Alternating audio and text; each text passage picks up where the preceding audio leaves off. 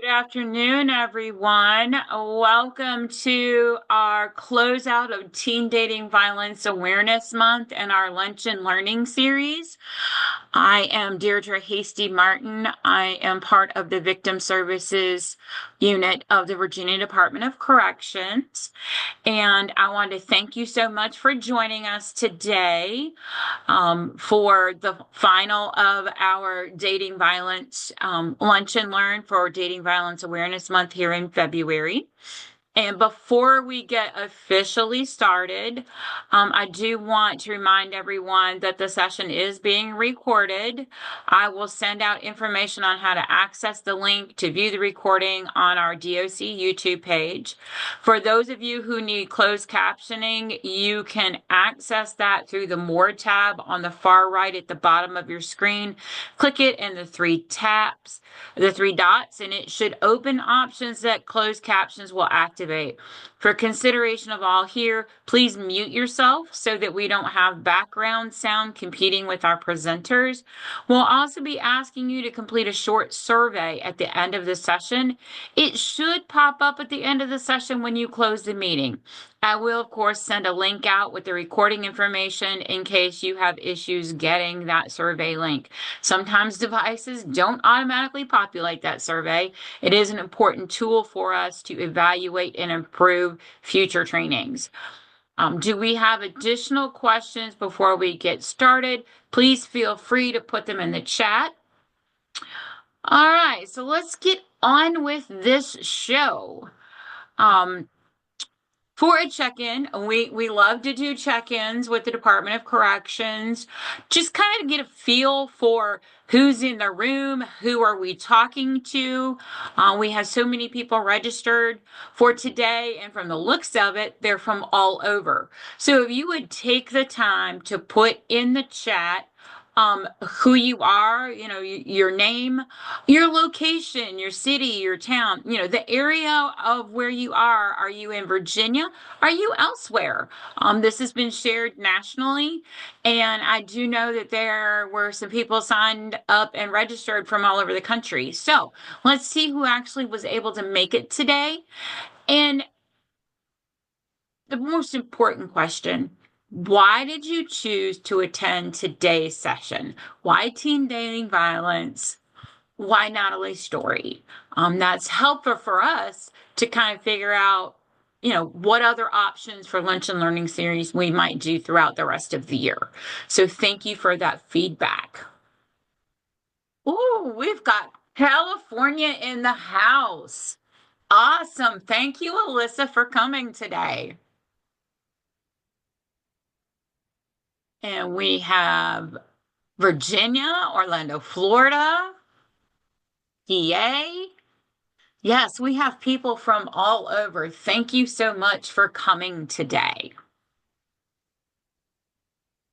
Also, while you guys are adding that to the chat, I did want to do an introduction of folks that are on the team that I work with in the Victim Services unit, that I couldn't do what I do if it wasn't for them and their participation in help and support in getting all this done. Emily? Yes, thank you, Deirdre. Good afternoon or good morning if you're in a different time zone. Very excited to have people from all over with us today. We're really grateful to have everybody here today as we commemorate the close of Dating Violence Awareness Month. Today's the last day. And very grateful to have Natalie here. We're really lucky to have her as a member of our Speakers Bureau. She has a powerful story to share, and I know it'll be something that you'll carry forward with you as we fight to try to end teen dating violence. So thank you, Dee. Awesome. And I think the rest of my team is otherwise engaged with taking care of crime victims. If they pop in, Emily, if you'll help me keep an eye on that, I would appreciate it. In fact, I'm going to make you a co-host just in case my technology goes wonky. I will have somebody else to help.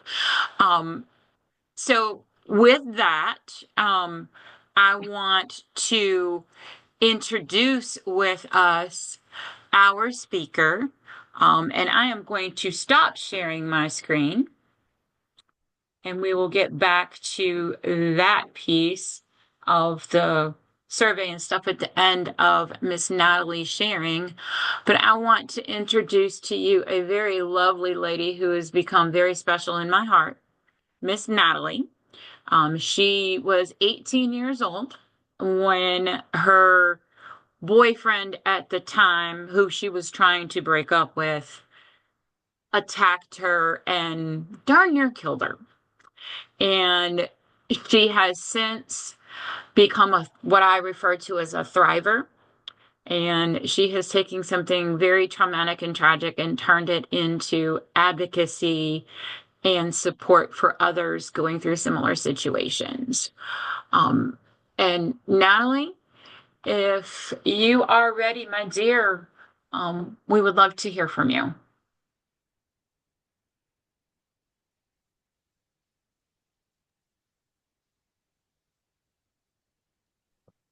Okay, Natalie, I can't hear you for some reason. Good afternoon. Go. There we go. I'm so honored and elated to be here with all of you today. Ms. Hasty Martin, thank you so much for that wonderful introduction. One thing I have to say is nobody can tell my story like you tell my story. So thank you so much. Most Um, so welcome. I um Lawrenceville. Woo, shout out to Lawrenceville. Thank you all for joining me today, especially since a lot of you have already heard it. And for those that this is your first time, welcome. I'm going to dive right in. So hopefully we'll have plenty of time for the Q&A at the end. So like like Miss Hasty Martin stated, I was a victim at 18 years old. I didn't have a lot of experience as far as dating and relationships. And while we were dating, I stated that I really just wanted to date. I didn't want a serious relationship. I wasn't ready. I was more focused on dance and school and my future with dance and school and what that looked like. And I knew that I would be relocating. So I didn't want to have a long term relationship, a long distance relationship or long term. And the guy that I was dating, he was the only one that I was dating. And so he started on a fast track of moving me into, oh, well, what if we were to get married?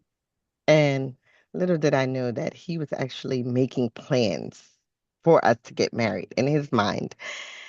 And I started seeing the signs that, hey, he's talking about not the future, but right now. And so I had a conversation with him one day because he started questioning me more and more about where I'd been, what I've been doing. And I just felt like that was more constricting. And so I said, we really need to have a talk.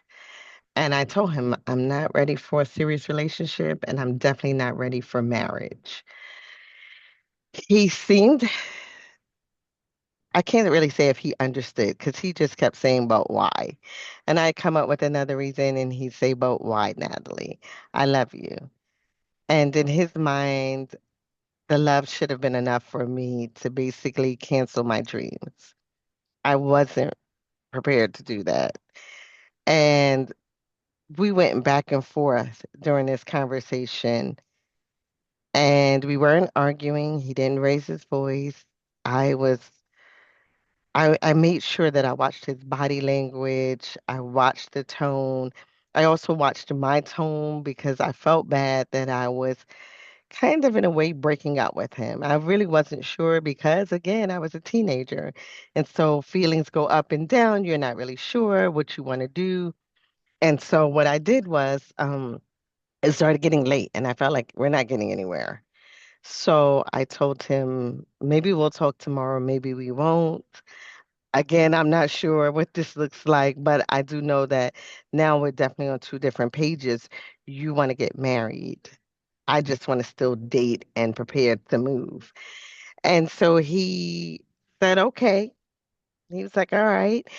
And even though he said okay, there was like a long, drawn out, silent moment, and it was just so awkward. And finally, I heard him getting up, like standing up to leave. So I stood up to leave. And as I headed towards the door, I just thought to myself, let me make sure that he actually got up because I never looked over at him because it was so awkward. And so as I turned to look to see if he was behind me, he was. He was walking behind me, but his hand was in the air. And he had a pair of scissors that I had been cutting out my senior pictures with. And instantly, as soon as I turned to look, I didn't get to say a word. He was already midstream coming down with the scissors. And he just started stabbing me. And I started screaming, I'll marry you. I'll marry you. He did not stop. He didn't stop. He just kept on stabbing me. And I was just trying to wrestle to get away from him. And at the time, my grandmother was home. So once I realized that he wasn't stopping, I started calling her. And she actually thought at first that we were like play fighting or wrestling. But then I explained to him, I'm sorry. She thought we were play fighting or wrestling, and she was on the phone, and she heard something fall, and she said, "You know what? I think they may be fighting. I better go." So she hung up the phone, and she came to the back, and she looked in the room. She didn't see us at first, so she was about to exit and go into another room, but then she heard me faintly calling her. So she backtracked and she saw that he had me parallel to the doorway, wedged into a corner. And all she could see was that he was straddled over me, and she could just see my legs, and she could just see his hand in a motion of like someone punching me, like him punching me. And so she grabbed him because he wasn't responding when she was calling his name. So she grabbed him off and said, "What are you doing?" And he just stared at her with these glassy eyes. And she looked down, she saw the scissors, she saw all the blood, and she just started backing up. Like, I better leave out of this room before he tries to attack me. Wow. And by the time she got to the doorway, he went back to stabbing me. She ran into the, she ran into the kitchen and called the police and dialed 911. And it wasn't until he heard her giving a description is when he got up and ran out of the house. So fast forward, I was rushed to the hospital. My injuries consisted of a fractured skull with a blood tumor on my brain. I had post-traumatic seizures. It temporarily, from the fractured skull, it temporarily paralyzed my whole left side of my body because it was on my whole left side. Or maybe it was the right side. So it's with your right side of your brain affects your left side. So that's what paralyzed my whole left side, including my eye muscles. So I had to learn how to read, write, and walk again. And it also affected my vision. I wore a patch for like a year and a half. I spent a month in the hospital. The month in the hospital, what it looked like. Um, every time I came to, I learned of more injuries. And that's when they discovered the fractured skull. And they just discovered the more I came to once they did a CAT scan, they started just noticing more and more things. And so then from there, he called me while I was in the hospital. And the first time he called, I couldn't really talk. So he continued to call and hang up, but no one could prove that it was him calling and hanging up. Finally, one day he called again and I answered. And he said, "We're still going to get married, right?" And he wanted me to know that he was in the hospital too because he had checked himself into a mental hospital. And he wasn't really concerned about my injuries. He just wanted to know if we were going to continue to see each other. Fast forward, I'm discharged from the hospital. I press charges. We go to court and we continue to go to court, continue to go to court, and they continue to keep giving us continuances. And so it's a year later, and we go to court. Um, and his charge, I'm sorry, I get stuck on this part. His charge was lessened to unlawful wounding, which is a misdemeanor. And so that is what silenced me at that point because I felt like if he had killed me, then maybe it would have made a difference. But because he didn't, the courts looked at it like, well, you knew him. And then came the victim blaming. Maybe it was something I did. Maybe it was something I said to justify him stabbing me over 30 times. I'm still not sure about that part. Um, so I went on to move back to New York, not to dance, but to be rehabilitated. And, whew, and he went on to live his life. He went back to school. He went into the military and did a career in the military.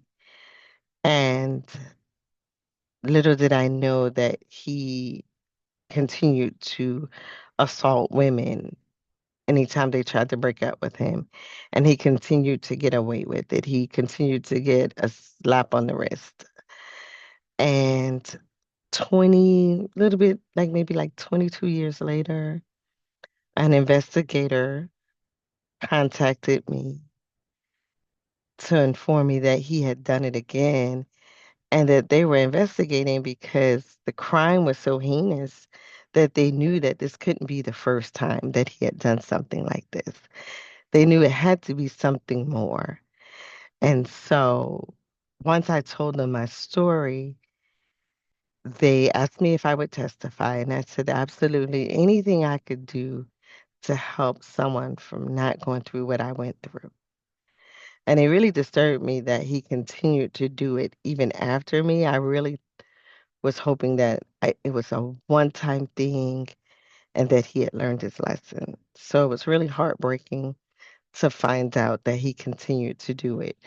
So I testified as a surprise witness in the case, and when I testified, the victim was unable to come to court that day. His family was really trying to convince her to go with the plea deal or drop the charges, try and settle out of court, whatever it took to get him off. And he was looking at 5 years, and the maximum was 18 years. And once the judge heard my testimony, he sentenced him to 35 years. And from that day forward was when I was able to finally find my voice to speak up and speak out and make sure that my story can raise awareness because so many times people get away with things. So many times people don't understand. And so many times, especially like back in that day, they didn't talk about teen dating violence. They really didn't talk about intimate partner violence or domestic violence. And we still struggle with it today, despite the fact that we have the highest numbers. There are more people that die from intimate partner violence and domestic violence and teen dating violence than people that die from breast cancer. We struggle. There are more animal shelters than there are shelters for women and children affected by domestic violence. there's really hard to get a shelter that can help men that are affected by domestic violence. It's a lot of times they have nowhere to go. So that's why I tell my story and I'm an advocate and I try to help others. Thank you so much. You, Natalie. Um, Thank you. could you elaborate a little bit more on what how his family enabled him and manipulated things, like while you were in the hospital, his defense strategy, those kinds of things?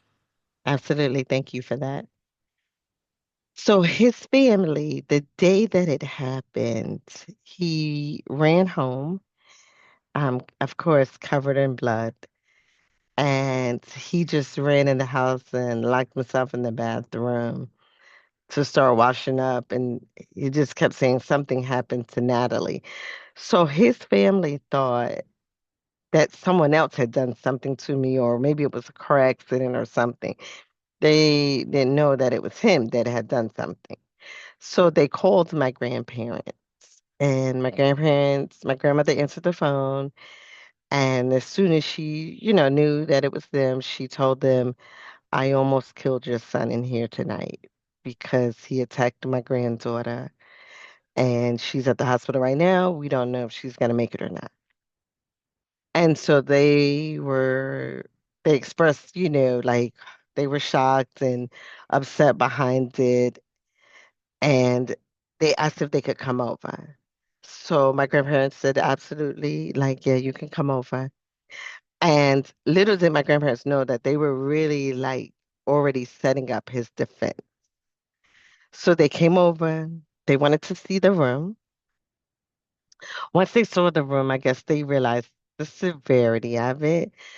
When he stabbed me, it was my whole entire face, my arms, my chest, my back, my legs. And also, a lot of the blood came from back here where he stabbed me near my jugular.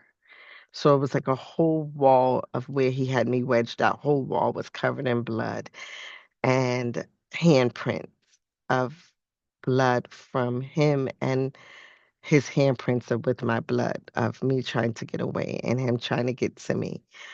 So the next day they came to the hospital and they were there like every day. Now, what's really crazy about them being there every day is I didn't know them that well. And so my family kind of thought, like, well, maybe they were closer than we realized, or maybe they really feel bad about what their son has done.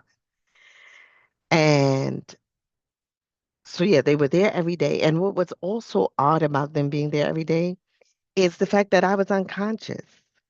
So it's not like you're visiting someone that could really speak or know that you're there. I can remember like one time I like drifted and I could hear somebody saying that they were there. Like they would tell me who was there, but I couldn't respond or anything. I couldn't even see them. And so um that was weird too. But again, it was kind of dismissed because my family kind of figured maybe they're just close. And then little did we know that they were by my bedside because when you're at a bedside and you're there all the time, you can hear what the doctors have to say. So they were really there to see if I was going to live or die. And they knew when I started like coming to and what was going on. And then what they did was once they were about to transfer me to another hospital because they realized how intense my injuries were internally. So they were getting ready to move me.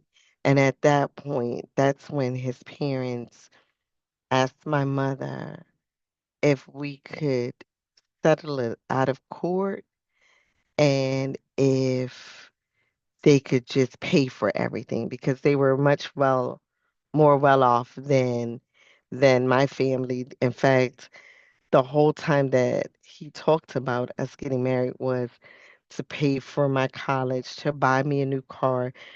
They were having a new house, a bigger house, like a mini mansion built. So he talked about us living on one side, like one wing, where they lived on another side. So they definitely had the money.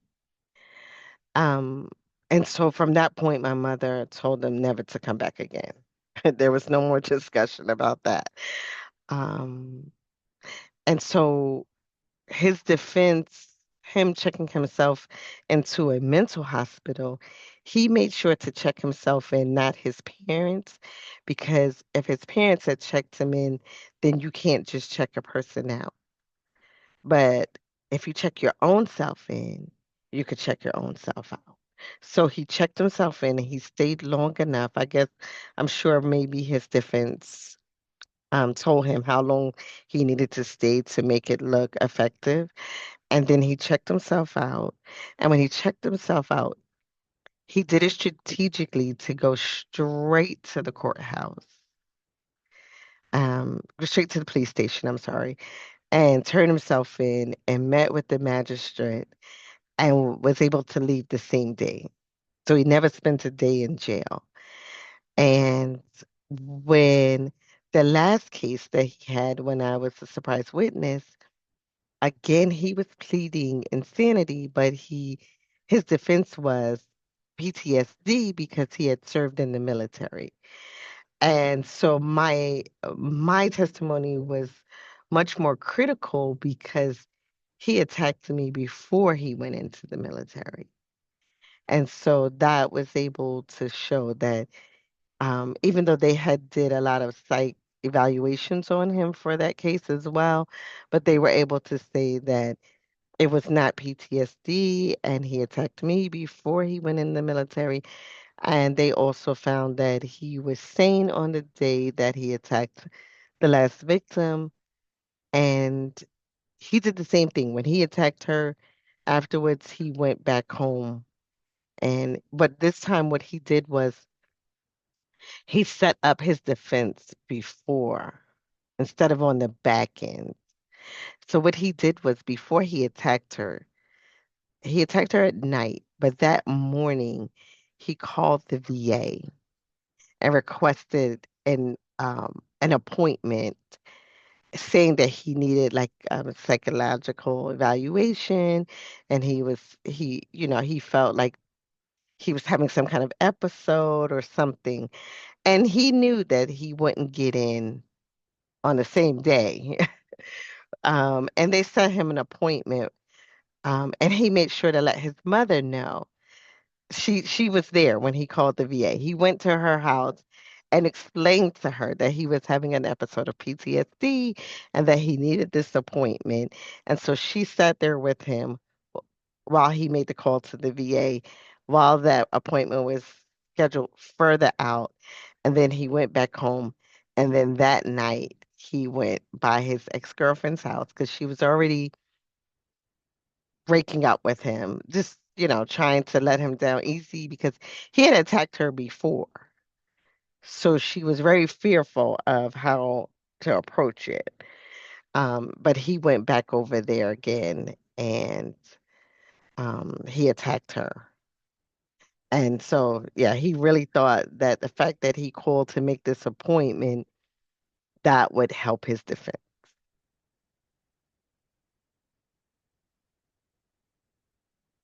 Oh, I'm sorry. And one more thing. After the sentencing, the parents um, went on the news with a plea to anyone who has a child that's been in the military that has experienced PTSD to please get them the help that they need. And they they never mentioned me. They just kept saying that they knew the last crime that he did, that you know, it was upsetting to them, but he couldn't help it, and he shouldn't have gotten the sentence that he did, and that they treated him like he was a monster. Thank you for that, Natalie. Do we have Absolutely. questions? Feel free to unmute yourself and ask your questions directly or type them in the chat, whatever works best for you. I know there's always questions, and we kind of have a joke in our speakers bureau. Can we stump the speaker? Can we ask them something new? So feel free to do that. And while we're waiting on questions, Natalie, would you like to share a little bit about how your journey in advocacy started after that court sentencing and what was it, a newspaper article that Yes. First, expanded into a whole lot of cool stuff that they can find? a whole lot, yes. So it started out that day in the courtroom. When I walked in, there was a news reporter, but I didn't know she was a news reporter. She was um I think it's just so neat how she was just going from courtroom to courtroom trying to find a story that day. Nobody had ever covered the story. They never covered my story. They didn't cover the victim's story. It was just unheard of. And she walked in when I walked in. So can you imagine being a news reporter and you walk in right when I'm going on the stand to tell what he did to me? And she just was like, wow. So afterwards, she went to they still had me in witness protection. So she went to them and asked them if she could talk to me because, again, the victim wasn't there. And so I said, sure, absolutely, she can come in because it's newspaper, right? So nobody will really know it's me. And so I did the interview and she left. And by the time I got home, well, I didn't go home. I went to go tell my grandmother what happened because nobody in my family knew that I would be testifying. So for a year and a half, I was silent about being a surprise witness because I didn't really want to upset my family. At the same time, I didn't want them to worry, and I didn't want the up and down roller coaster of the fear that I already had about testifying if he gets away with it again and all of that. Um, so I'm sorry, I got off track. So, what was I saying before that? I see Emily want You to were tell talking me. about the news reporter and having a Oh, yeah. So, conversation with her. yes. So, I'm sorry. Thank you. So, after that, I get a call from the investigator again, and she says, Natalie, they want to show you on the news. And I was like, oh, that's going to be a lot. So, I asked my grandmother what she thought, and she said whatever I needed to make my healing even better. And I kind of asked the rest of my family, and it was so many, you should do it, you shouldn't do it, that I was like, man, see, I'm so glad I never told them that I was going to testify. So on my way to meet them back at the courthouse, I asked the news reporter if he could not show my face. But at the same time, I heard God tell me, like, you waited so long to tell your story. And so, what would that look like with a black screen? I got to show you. Saying, hi, you should testify. You should really speak up and speak out. And all you see is a black screen, right? So I knew that I had to show my face and I had to really tell what he did to me in order to help other people um, to get out and know that there is hope. If I can go from being in high school, gifted and talented. I danced since I was like 5 years old, and now I have to learn how to rewrite and walk again. I'll never be able to dance again. I don't think it's too many people that can tell me like that you can't do it when you're feeling down. I'm telling you. And so I said no, show my face. And from there, like a month later, so being that the news now is on the internet, so it was viral, and so a production company with the ID channel, Sharp Entertainment, they saw my interview on the news.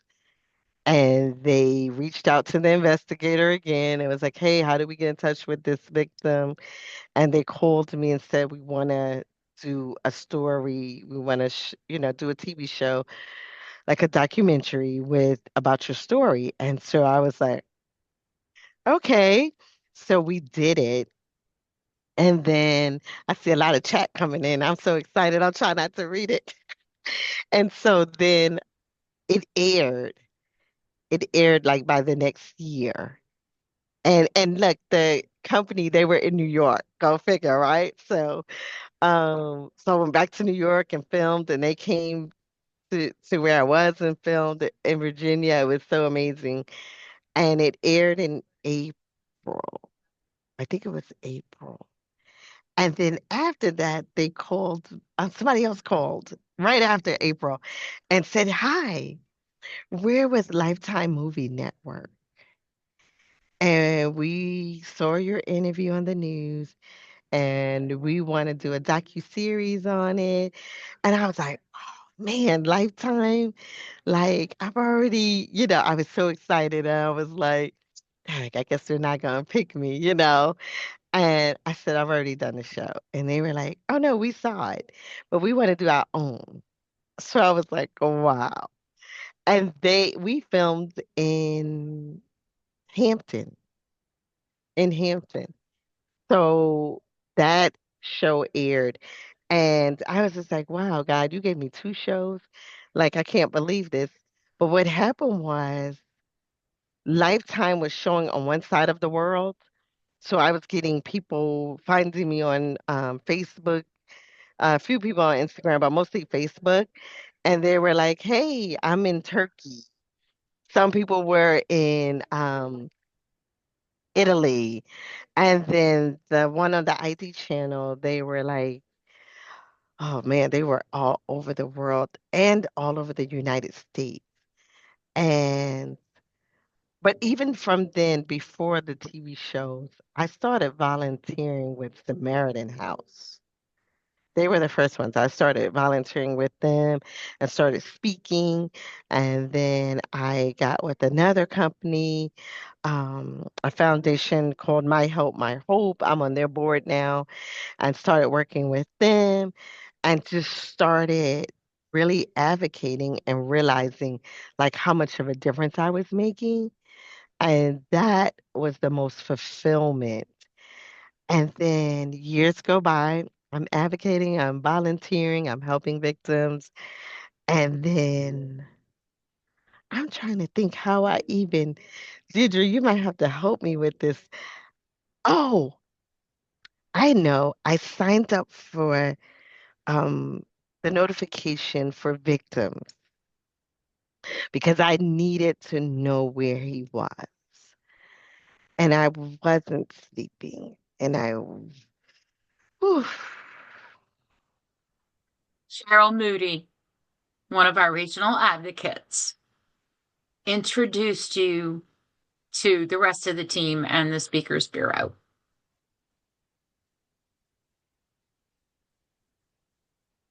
And while you're taking a moment, we have some comments in the chat.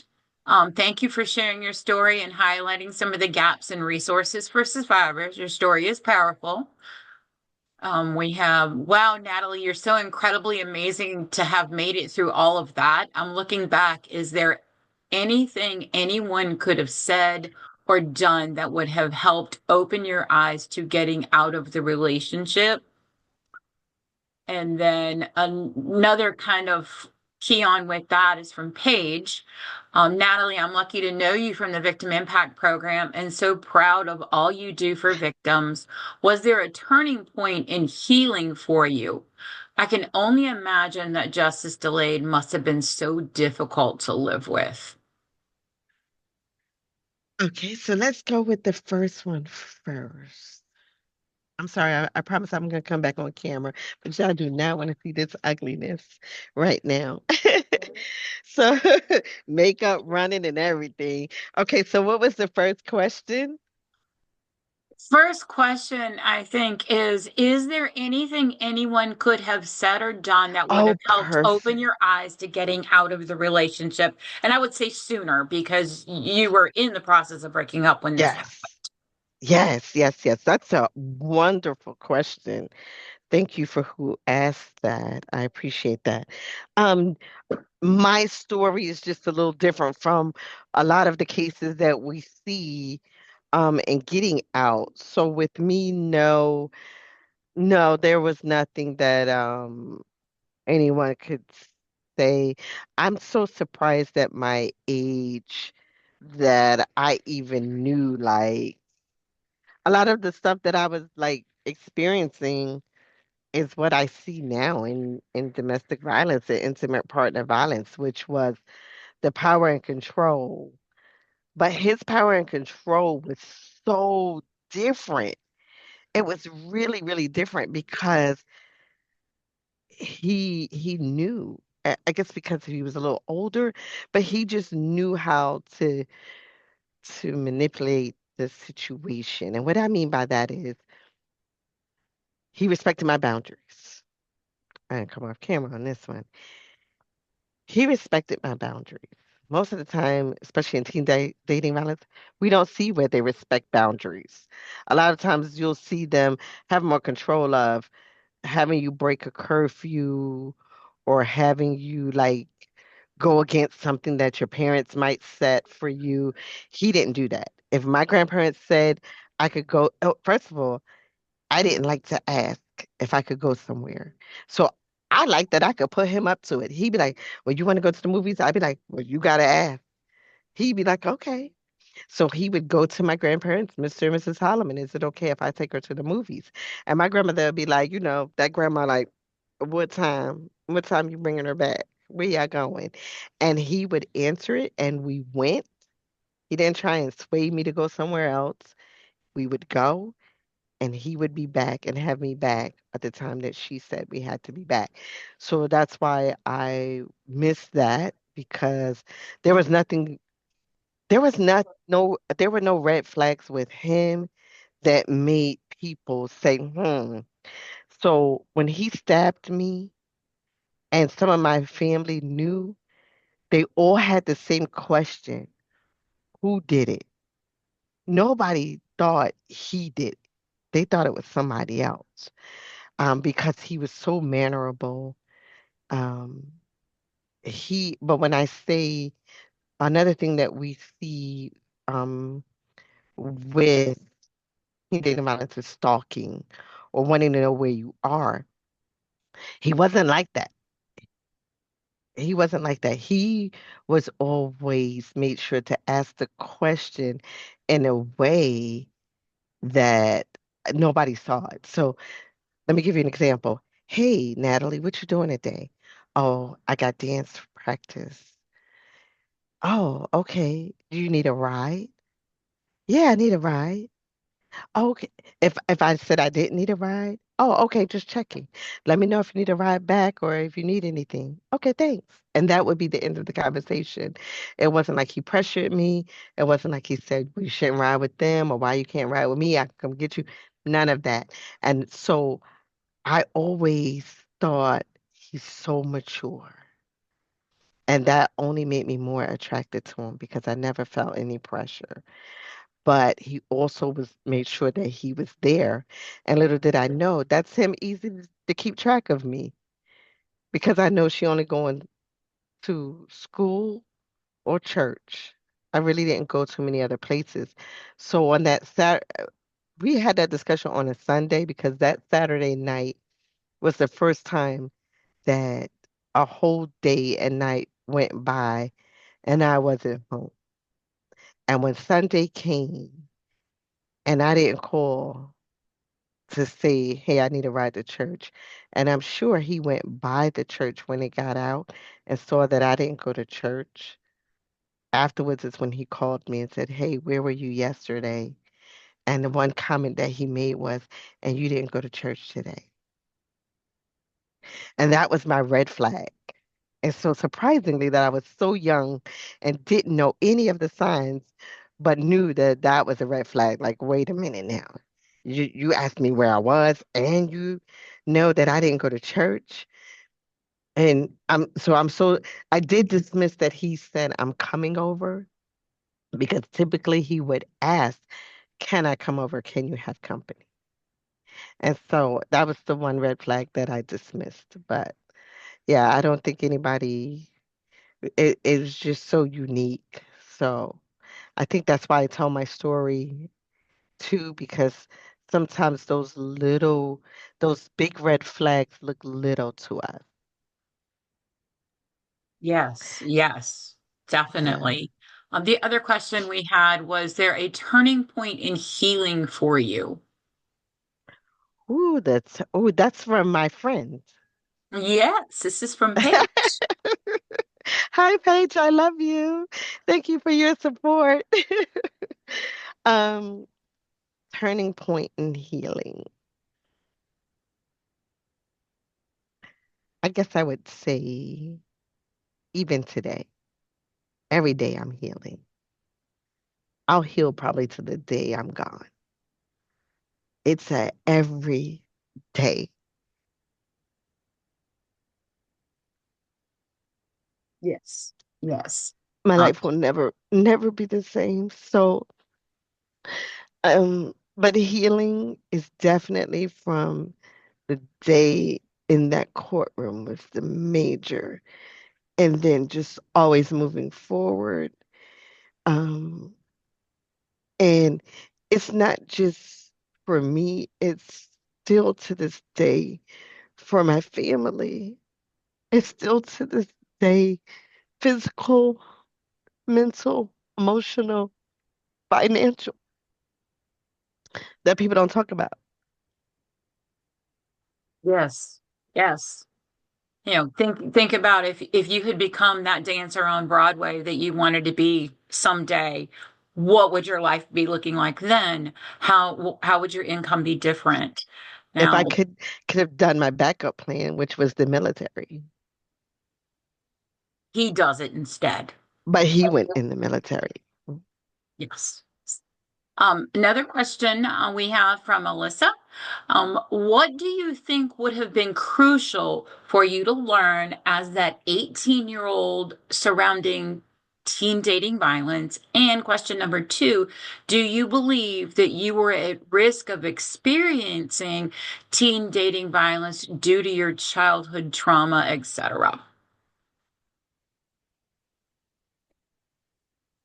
Okay, so that first question was What would have been crucial for 18-year-old Natalie to know about teen dating violence?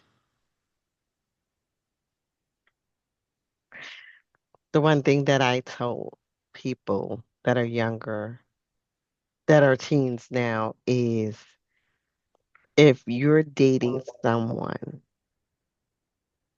that can't go where you go and you can't go where they go, there's an issue.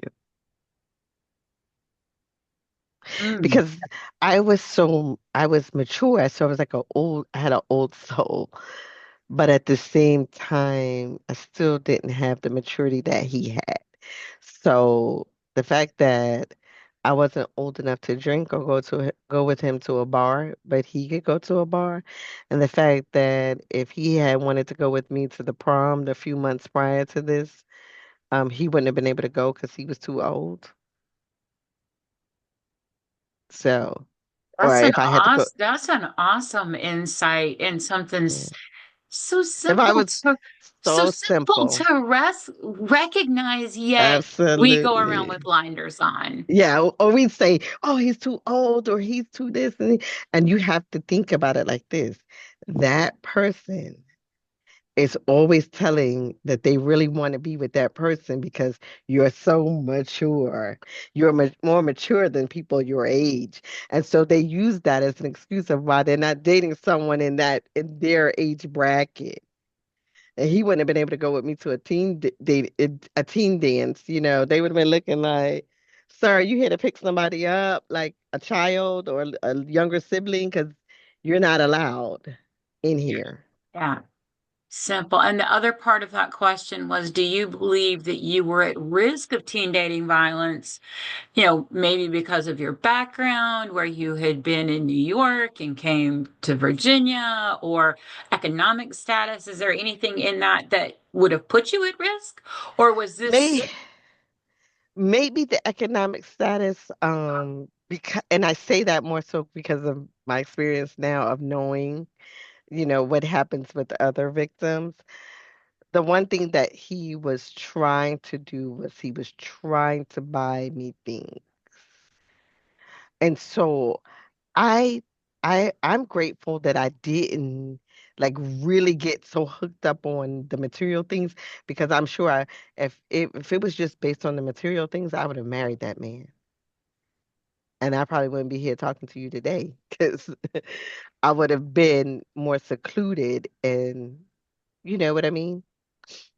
More able to be a victim because I would have been married, I would have been in his home, probably wouldn't have had as much contact with my family. And that was one of the reasons I said I couldn't marry him too. I was like, my family, we're close, but they wouldn't condone me getting married so young. Right, right. One of the questions we have from Lawrenceville is when he got 35 years for the other assault that you testified about, did you feel that was justice for your assault too? Which, by the way, he got zero time behind bars when he almost killed Natalie. He got absolutely 0 days behind bars. And that's a question we always ask the inmate participants when she shares during victim impact is, how much time do you guys think he got? Mhm. Nobody ever says zero. They always get, well, he got Five, a couple of 10. days in jail, he got 5 years, and when she says zero, the eyes get very wide and broad. So do you feel justice for that sentence that you Oh, were involved yes, in making happen? definitely, definitely. And you know what? Not just justice for me, but justice for all the other women that he attacked, and definitely justice for the ones that could have been victims.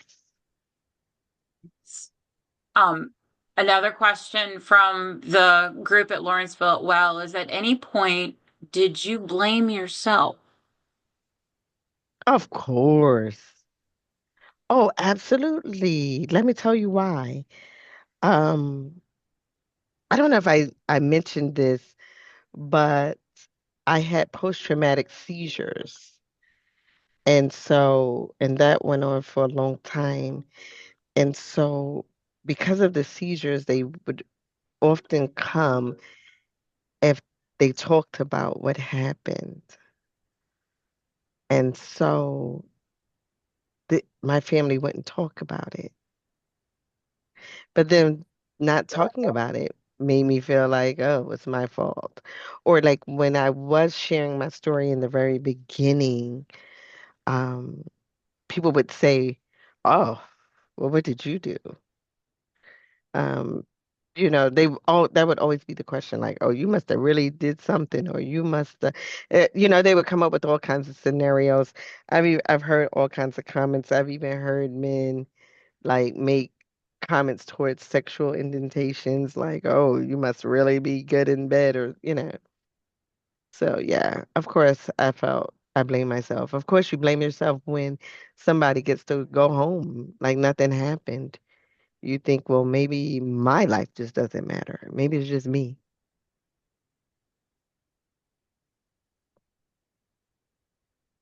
Uh-oh, I can't hear you, Deirdre. Oh, you're on mute. Yeah, I was muted. Couple more questions that we have. Don't you just love technology? I love Um, it. oh, one of them was, how has this affected your friendships and relationships after this happened? Hmm. And the other question is, did he ever try to reach out to you after you testified against him, or after your first court appearance or the second court appearance? At any point has he tried to reach out? Man, these Because people I have know the some answer to that really, question. yes, you guys have some really, really good questions. I am really enjoying this. Okay, so how has it affected me? What was the question, the first one? Relationships and friendships Oh, after this happened, and you gave a little bit of that in the whole I'm blaming myself because of the interactions, but how do you get a new boyfriend? How do you end up being married? Those kinds of things. Any kind of relationship, who do you know? Who do you know? And you got to know a lot of people that I know, or I don't know. It's just, it's a, you don't trust. You don't trust. And you know what's hard about not trusting? Um, some of it you get a feeling, and some of it you may do homework and be like, let me investigate this person. But a lot of times when I have, it's hard sometimes where people don't understand, where you be like, oh, well, I don't know, or I don't know them, or things like that. They'll say, well, Dag, you know, you're just probably always looking at somebody to be bad.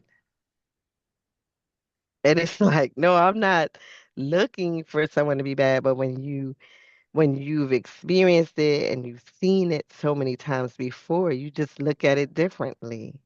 It's like a different set of eyes. Like I can't really explain it. And so I can't explain it. I know a lot of people don't understand. I know that. But That happens to a lot of us when we have experienced trauma and hmm those trusting issues. We're very fearful that, and he at one point was like, "Oh, this guy's too good to be true. He's yes. he's nice. He's polite. My grandmother and grandfather liked him. hmm He's safe to bring home to the family, hmm yet the hidden monster within Absolutely. has not been revealed yet. So even if I'm dating someone or meet someone and I'm thinking, oh, well, maybe this is a new person, hmm where is this really for real? And Yes. whole self-doubt, and Yes. can I trust what I found on Google to know Yes. this person? hmm Because people in the past have looked very good on paper, if Well, that look at makes him sense. because absolutely, because I'm sure that I wasn't the first victim. Just And how his parents knew what to say and what to do and everything. So I know that there were before me and even after me. Look, if somebody had Googled him, they wouldn't have seen anything. And that's how he was able to go into the military because it got dropped down to a misdemeanor. one of the questions that I think we've talked about a little bit is, did he engage in any love bombing during your relationship? And that's a very, present term for this generation of teens. Yes. No, he didn't. He didn't. And I think that's only because we didn't continue the relationship. But yeah. Yes. And the reaching out to Oh, him. did he ever try You and want reach to out talk to about me? that piece of you going from Woo! Virginia to New York and back to Virginia and Oh, that doing was it? Lawrenceville Correctional Center that asked me that. Way to go, guys. Yes, he did. Yes, he did.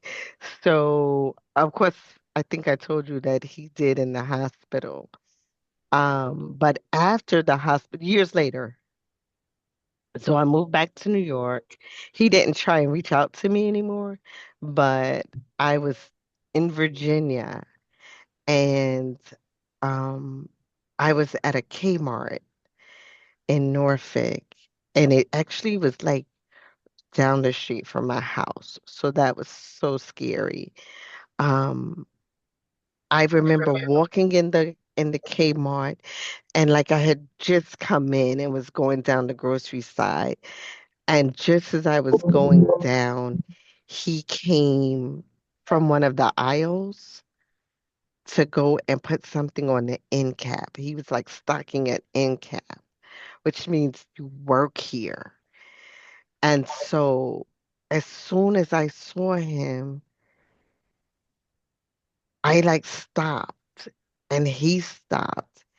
And we both were like deer in headlights. And so I kind of like kept going and like went around another way. And then like I went around and I exited the store. And then the next day, or maybe a few days later, I went into the store during the day. And I used to go there so often. So I basically knew everyone who worked there. So I went in and I went straight to customer service, went to speak to a manager and basically just asked her like, now at this point you have to think about it. This man got away with it. All he got was probation. So I went in and asked the manager, what is your hiring process for someone that may didn't go to jail but did have a record and was on probation? And so she told me their hiring process, and I was like, she said, but sometimes we hire somebody and the background check hasn't come back yet. And so I said, well, I just wanted to know because you hired someone who tried to kill me and he works here now. And so I gave her his name, and I don't know whatever happened, but I never saw him there again. Like he didn't, I guess he didn't come back. Once he saw me, he didn't come back. Fast forward a few years later, now I'm at Walmart and I'm in Walmart and I'm in the back of the store and I'm about to date myself again because this is when they had like the CDs and DVDs and I was in that section and I was walking. And as I'm walking down the aisle, I feel the presence of somebody kind of too close. And all of a sudden, and they were so close that they were like in my personal space that I was ready to turn around and say something. And at the same time, something was telling me, like, don't turn around. And then all of a sudden, I heard somebody making this noise, like marking my heel. And so I just kept going, got to the end of the aisle, turned to look. And when I turned to look, he looked down like he was looking at something. I hurried up, went and to exit the store, and he went another direction. And just as I was exiting the store, he was like coming, like walking, like going down aisles, like trying to duck or whatever. And I saw him and I just exited the store, jumped in my car. And I never saw him again for years. I didn't see him again until that day in court. And And the that day in court when I testified this, the surprise witness, and that day in court, he would not look at me at all. He never looked at me like the whole time I was on the stand. And when I got off the stand, his um his lawyer said they didn't want to cross-examine me. They were just kind of like ready to dismiss me. Mm, Like, hurry up, get off the stand. exactly. We have a question from Mr. Jones, and he asks, Natalie, what advice do you have for school staff, teachers, and administrators regarding how to raise the awareness and tune into the power dynamic in teen dating relationships? I'm asking this question as a former educator. Oh, yes, Mr. Jones. Thank you so much. I was looking because I had my book here. I don't know where I put it. I would, just as a former educator, thank you. As a former educator, if I would suggest that you speak to your school board. For anybody out there that has children, grandchildren, nieces, nephews, it should be something that's taught in school. Just like we teach sex education, we teach different things to help children like navigate through life, basically, especially like middle school and high school. Some states are starting to try and have the curriculum and try and have it. Some schools will let you come in and speak to the students. A lot of staff, and you have to understand that it's not just teen dating violence, you also have children that experience domestic violence in the home. And then they go on to be either a victim or a perpetrator themselves. And it just looks so familiar. So I would say that that'd be one way to raise awareness if your school is not really ready to tackle the topic. Maybe have an assembly, maybe have something after school. I had one young lady, she was at Green Run High School, and she had a friend who was a foster child and was getting abused. And she wanted to talk about it. And she did a petition and got them to let her host an assembly to raise awareness. And when I met her, she had them do a second assembly, and I came and spoke at that school. I spoke at another school in Norfolk, um, and oh, I spoke at a church, I'm sorry. And there was a teacher there, and she spoke to the principal and got me to come out and teach the curriculum to their middle school.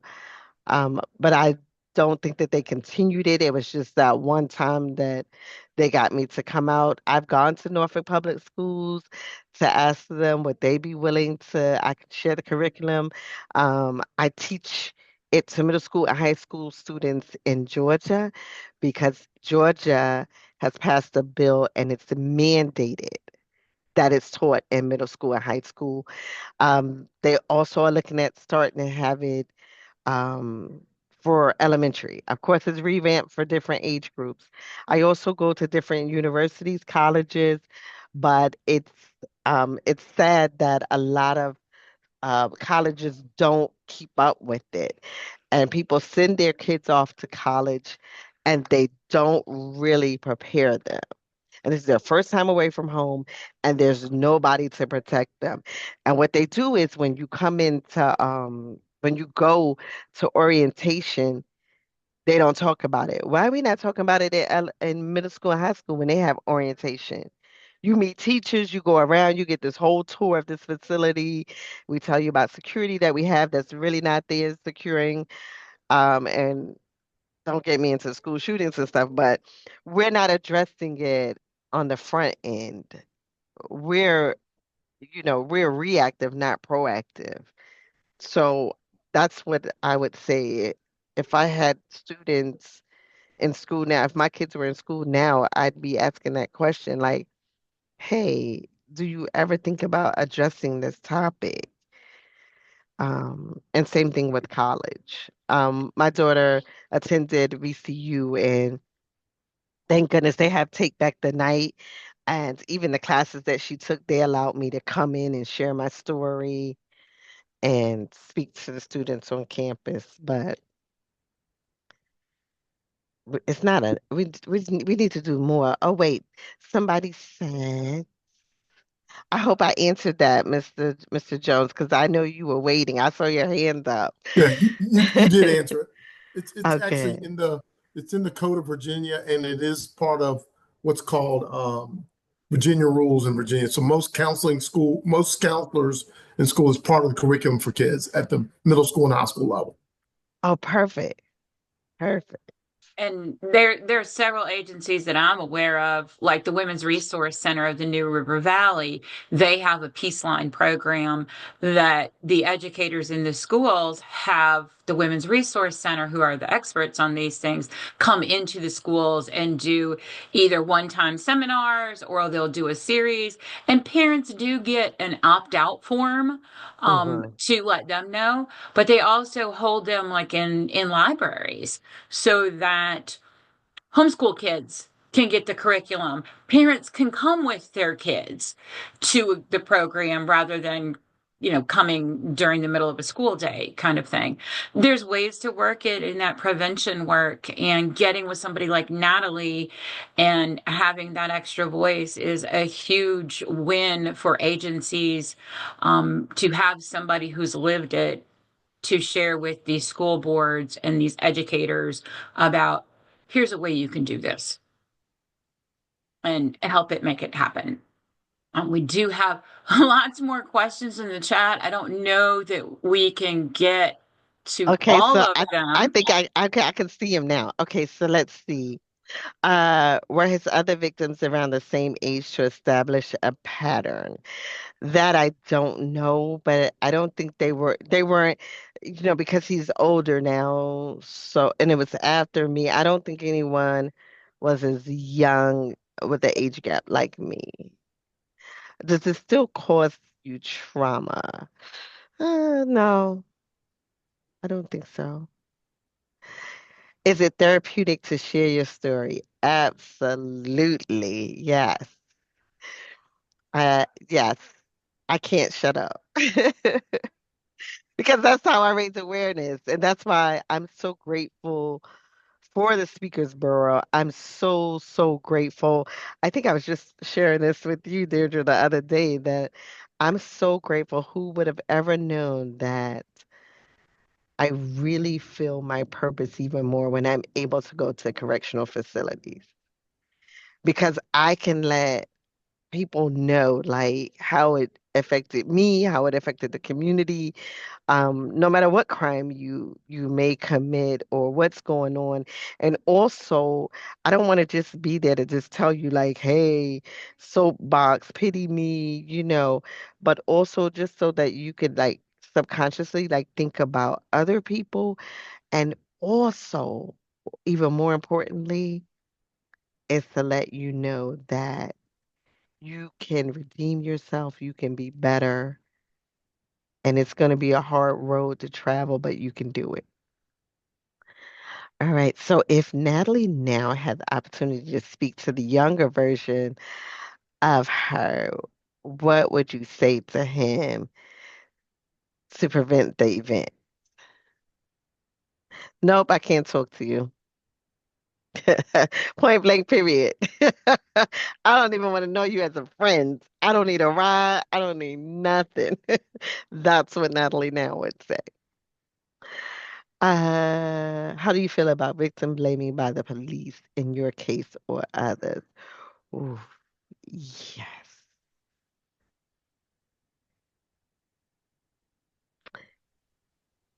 Educate our officers.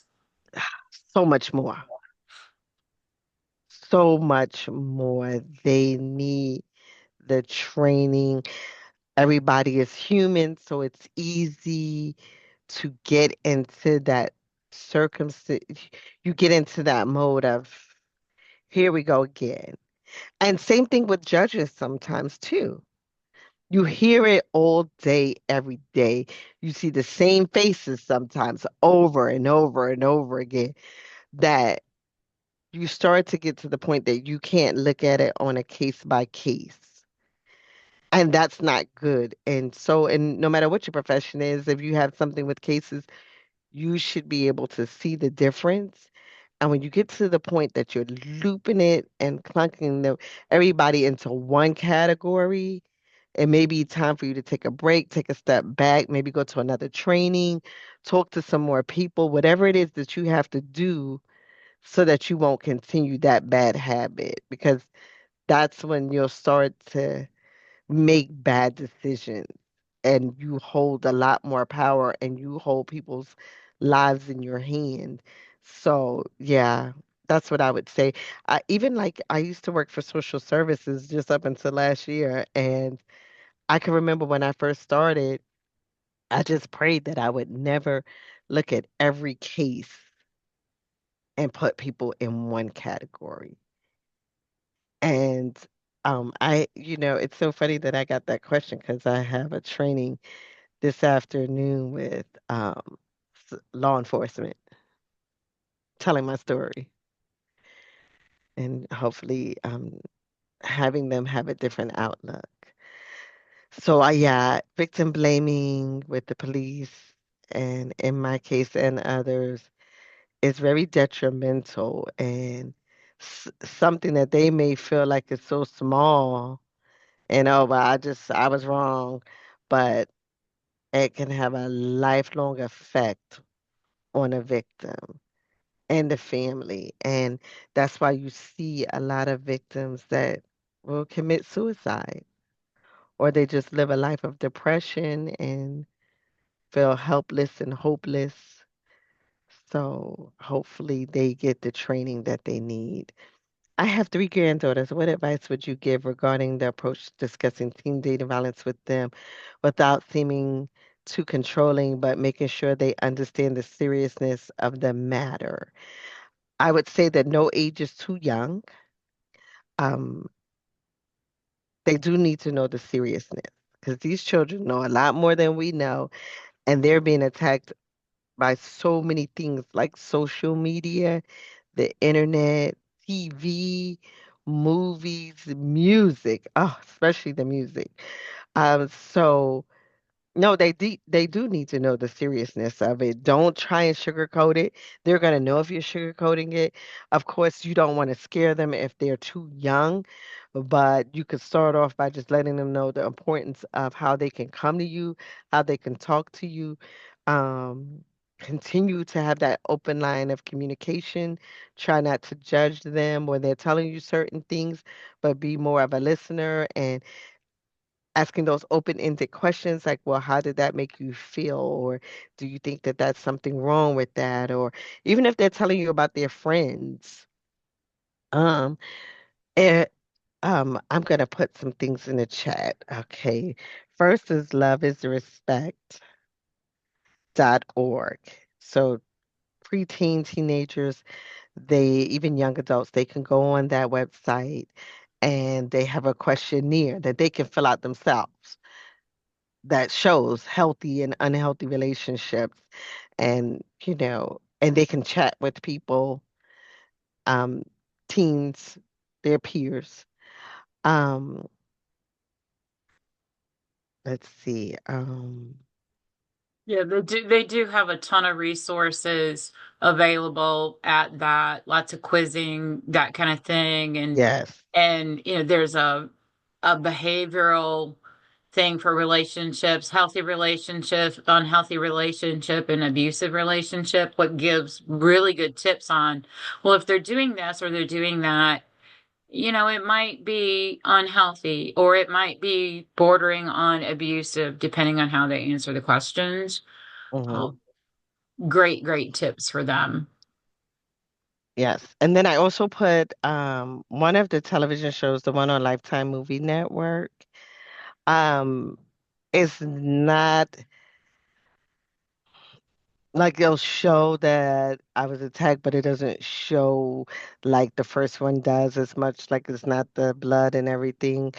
And the good thing about that one is there's a psychiatrist on there and she breaks down, she does a really good job about breaking down like what I was thinking and saying as a teenager as opposed to what he was hearing and saying as an older, a young adult, and what the difference was. So she's the one who broke down how um that when he said, "But why, Natalie, I love you," and that was the only thing that he could keep coming back with. I'm giving him 100 reasons of why not. It's not going to work, and he's giving me only, "But why, Natalie, I love you," and that's because he felt like he was trying to use love as a weapon, and that I should be accepting whatever he wants because he's saying he loves me. So that's a good show for them to watch. I've done a lot of interventions too, where I've come to people's houses and act like I was just there to visit, and then they say, "Hey, oh, don't you have a TV show?" And then we watch it, and then Right. midway through, the teen or young adult realizes like, but it has worked. And It has and worked. honestly, you were 18, Mhm. he was 24, which Mhm. in the scheme of things doesn't feel like that's a 5-year difference. It's not a very large gap, except like you pointed out earlier, if he can go places that I can't go Mhm. and I can go places he can't go, the gap is inappropriate at that time in our life. Call Yes. me in 10 years. Yeah, because you wouldn't have a student in high school talking to a child in elementary Or even junior high. or even junior high. A Yep. senior trying to date a seventh grader. Even eighth or ninth grade. I mean, ninth grade is like okay, but if she's still in middle school in the eighth grade and you're a senior in high school, you're looking at college. You should be looking at colleges or what you're going to do with your future. Where she's just like, I'm just ready to go outside and play and think about going to high school next year. Yes. Yes. Um, do we have any more questions in the chat? I think we hit all of them. I think we did. Awesome sauce. I am going to turn back on my screen sharing to bring up our survey and our survey link. I want to thank everybody for coming today. The chat has been absolutely amazing. I thank you guys so much for that. And Mhm. the QR code right there, if you're sitting in an office where you can scan with your phone, you can do it that way. Or you can click on the link that I placed in the chat. Again, I will send out the recording information along with the survey link and everything. And a thank you for attending today's session. I appreciate it so much. Natalie, as always, it has been a pleasure having you here with us today, and I can't wait to see you in person and give you Yes. a good hug. Thank you. It's been amazing. Lawrenceville, you guys knocked it out of the park with the questions. So many of them, so insightful, and we appreciate that. I hope you guys had a great experience with that. If you want to print out surveys and get them to fill them out, I'd like to get some sort of survey information from your population that attended the seminar as well. That's helpful for knowing when it's appropriate to have our population witness, and I think it's very good because Natalie not only was able to share her story, but also insight on how folks can talk to their family members and talk with pe people other than, you know, a victim or someone like that, just people they know that red flags we might see, especially as professionals, and be able to provide some awareness and advice for them. Thank you so much. Thank you, thank you, thank you so much. Thank you all for taking the time out of your day to listen to me. Thank you. Yes. Oh, and thank you, Mr. Jones. He said we have to respect the intelligence of our young people by keeping it real. Children rely on their parents to be honest and to protect them. Absolutely. Yes, and if folks want information for speaking engagements for Natalie, if it's within the department, you need to come through me. If Oh you'd like yeah. Oh, better I'm sorry connection. about that. Oh, it's okay. It's okay. She does a lot of stuff, and I always forward, hey, here's requests, and somebody is asking. It's not at a department unit, so feel free to connect because we have a lot of people here today that are not from the department that I'm sure would like you to come share at an event they have at their agency. Okay. Thank you so much. And we Absolutely. have any final words? Oh, Jennifer Jesse, I'm glad to see you in the house today. Employee Health and Wellness, and they're working on a lot of things in the background to help improve, with this awareness stuff, because a lot of our staff are going through the same thing or struggling with their teenagers right now, which is why Yes. a lot of them have been engaged today. Perfect. Thank you so much for everybody Yes. who has Thank attended you. today. And with that, I will leave you guys with my contact screen so that if you would like to reach out further, get more information, there's victim information on the department's website on the QR code on the left. There's Navi information on the QR code on the right. Requests for any speakers or trainings or anything like that, just send them to the Victim Services general mailbox and they'll get to where they need to go. Thank you again so much to everyone for being here today. Very informative time. And we look forward to seeing you again at a new training. And with that, I am going to close us out. Bye. Thank you. Thanks, Natalie. Thank you. Bye, Emily. Bye, Deirdre. Bye, Paige. Bye.